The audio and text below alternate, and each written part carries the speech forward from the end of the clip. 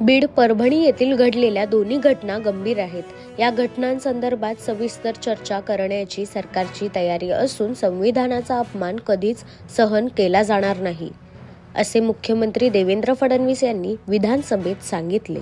आणि म्हणून मी आपल्याला विनंती करतो, अध्यक्ष महाराज, आपण निर्णय द्याल तो आम्हाला मान्य राहील, पण सरकारने याच्यातली भूमिका मांडावी अशी आम्हाला सरकारला विनंती आहे। अध्यक्ष महोदय, सरकारची असं नाही चालणार। नाना बोलले नाही, आता परत नाही। बसा, या संदर्भात ऐका, बसा।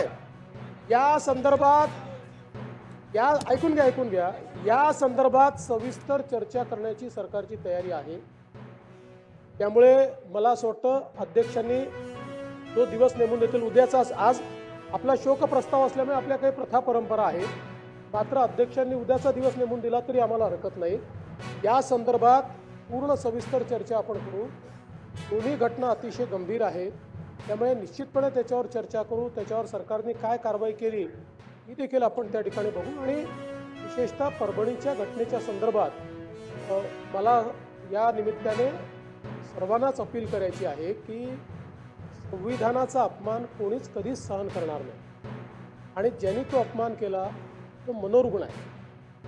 मनोरुग्णांनी अशा प्रकारचा अपमान केल्यावरही कारवाई झालेली आहे। तथापि ते एक संतापाची लाट आली, त्याच्यामध्ये काही गोष्टी झाल्या। मला असं वाटतं की भारतरत्न डॉक्टर बाबासाहेब आंबेडकरांच्या संविधानाला हे अपेक्षित आहे की एखादी घटना झाल्यानंतर संवैधानिक अशा पद्धतीनं त्या संदर्भातली प्रतिक्रिया उमटली पाहिजे। मात्र आज याच्यावर अधिक बोलण्याचं कारण नाही आहे।